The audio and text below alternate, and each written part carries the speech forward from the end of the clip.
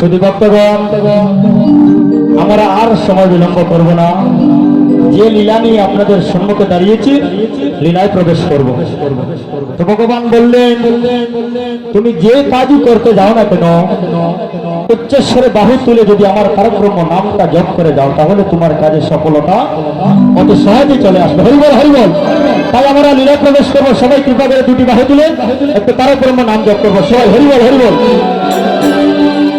সবাই বলবেন হরে কৃষ্ণ কৃষ্ণ কৃষ্ণ হরে হরে, হরে রাম রাম রাম হরে হরে, কৃষ্ণ কৃষ্ণ কৃষ্ণ কৃষ্ণ হরে হরে, হরে রাম হরে রাম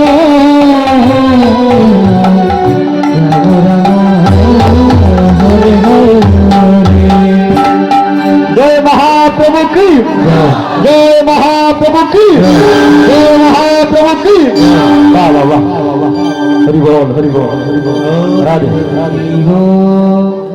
सुधी सजन मंडली লীলা প্রবেশ করব।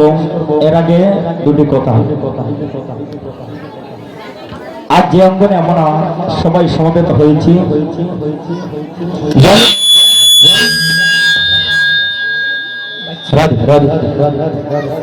গোয়ানীঘাট থানা গারোগ্রাম, যারা এই কীর্তনের আয়োজন করলেন, তারা দুই ভাই ছিলেন। তিনি ভাই, এক ভাই সারা জীবনের জন্য তাদেরকে ত্যাগ করে, মায়াকে ত্যাগ করে ধরাধাম ছেড়ে চলে গেলেন জন্মের জন্য। দুই ভাই সুলাল দে দুলাল দে, অনেক কষ্ট করে ভক্তদের দাঁড়ে দাঁড়িয়ে গিয়ে ভিক্ষা করে এই মহাযজ্ঞের আয়োজন করেছি। ও বাবা, তাদের মনে একটা বাসনায় আছে।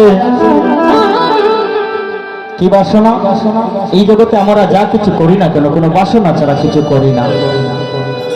এক একটা বাসনা থাকে, তাদের মনে বাসনা আছে। কি বাসনা? তাদের পিতৃদেবের আত্মার শান্তি কামনায়, বড় ভাইয়ের আত্মার শান্তি কামনায় এই মহাযজ্ঞের আয়োজন। তাই সুধীজন, এই যজ্ঞ পরিচালনায় অনেক বই মানতে হবে। আমি তাদের হয়ে সবার চরণে মিনতি করছি, তোমার সুন্দর দৃষ্টিতে দেখবেন। হরিবল হরিবল হরি হরি। আর তাদের জন্য সবাই কৃপা করে একটু আশীর্বাদ করবেন। রাধে রাধে রাধে রাধে। ঈশ্বর পরম ব্রহ্ম সচিদানন্দ বিগ্রহ অনাদির আদি গোবিন্দ সর্বকারণের কারণ কারণে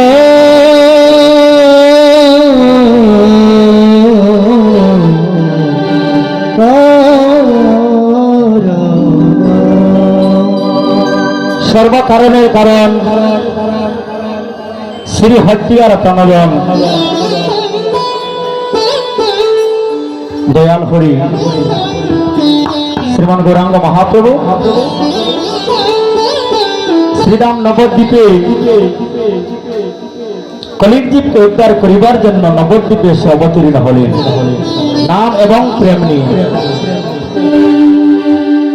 মহাপ্রভু যে আসলেন আমরা সবাই জানি এবং সবাই বলি যে মহাপ্রভু দুই অঙ্গে এক অঙ্গ হইয়া আসলেন। বলি না? কেমন করে দুই অঙ্গে এক অঙ্গ আসলেন? এবং বলি এক অঙ্গে রাধা আর এক অঙ্গে কৃষ্ণ। দাপরের শেষ প্রান্তে যখন কলিযুগ চলে আসবে, আমার ভগবান শ্রীকৃষ্ণ বসে বসে ভাবতেছেন যে আমি কলিতে যাব। আমি জানি কলির জীবের অন্নগত প্রাণ কৃষ্ণ নাম ভালোবাসে না, কৃষ্ণ নাম শুনতে যায় না, সাধু সঙ্গ ভালোবাসে না, সাধু সঙ্গে যায় না।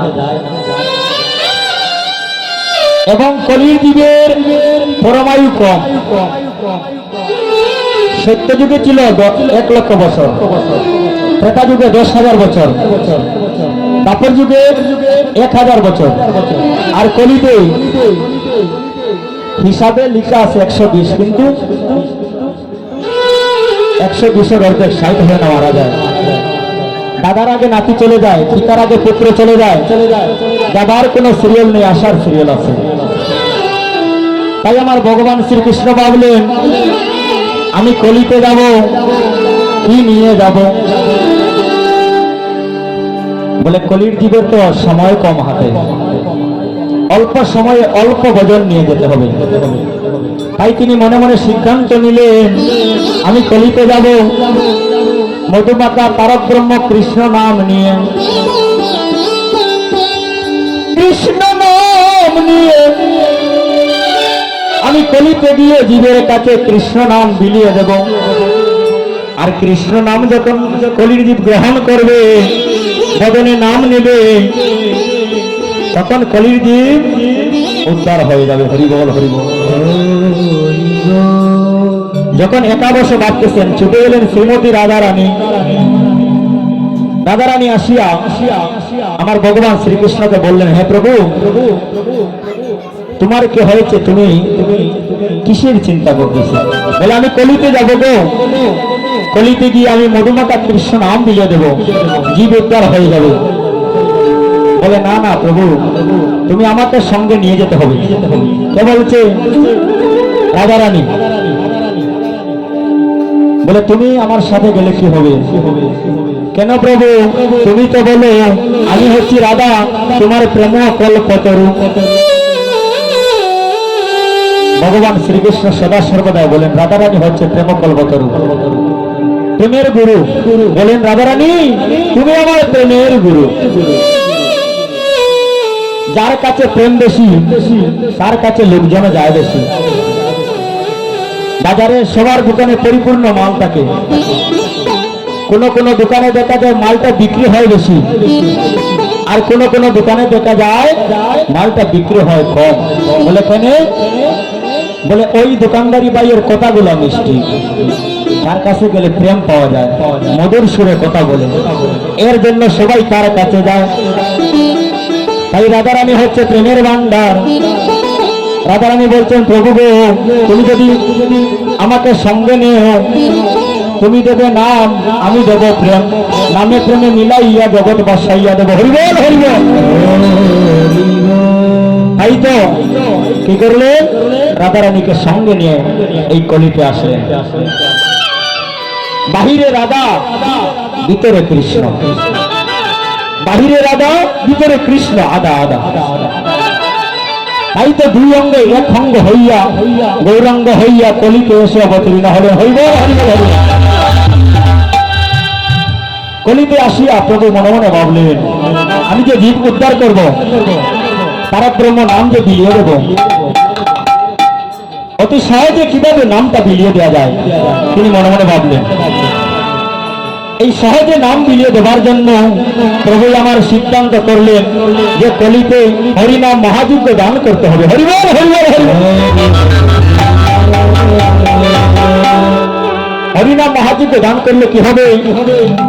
দেখেন আজকের সুভাষ সঙ্গনে সিলেটের ভক্ত আছে, সুনামগঞ্জের ভক্ত আছে, আছে না? কত দূর দূরান্তের বক্তব্য এসেছে। বলে কেন? বলে সেখানে সাধু সঙ্গের হাট বসবে, আমি সাধু সঙ্গ করবো, ভক্ত সঙ্গ করবো, এর জন্য সবাই ছুটে এসেছে। তাই মহাপ্রভু সিদ্ধান্ত নিলে হরিনাম মহাযজ্ঞ করলে সকল ভক্ত একত্রিত এক স্থানে বসবে, আর সেই সুযোগে আমি মধুমাতা কৃষ্ণ নাম বিলিয়ে দেবো। হরিবল হরিবল। তাই তো মহাপ্রভু আজ নাম বিলিয়ে দেবার জন্য এই মধ্যাহ্ন সময়ে শ্রীবাস সঙ্গনে উপনীত হয়ে গেলেন। উপনীত হয়ে হরিবল হরিবল ধ্বনি করে নৃত্য করতেছেন। তাই তো প্রেমের মহাজন এক পাশে দাঁড়িয়ে বাদ দিলেন।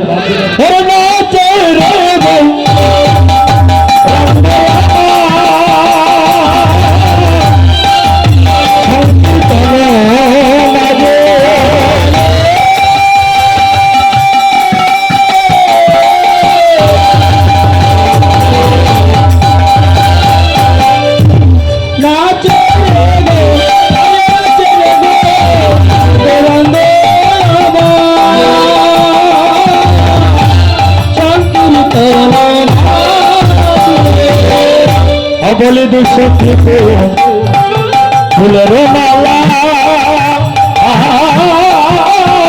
আমার বউর ঘরে সাজে সুখী ফুলের মালা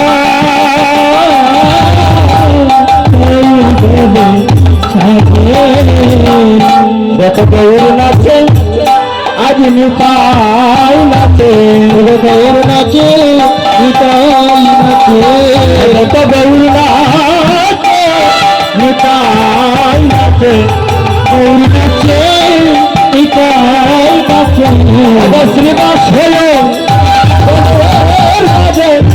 দেখো গৌর নাচে আমার নিতাই নাচে নাচে গৌর নাচে নিতাই নাচে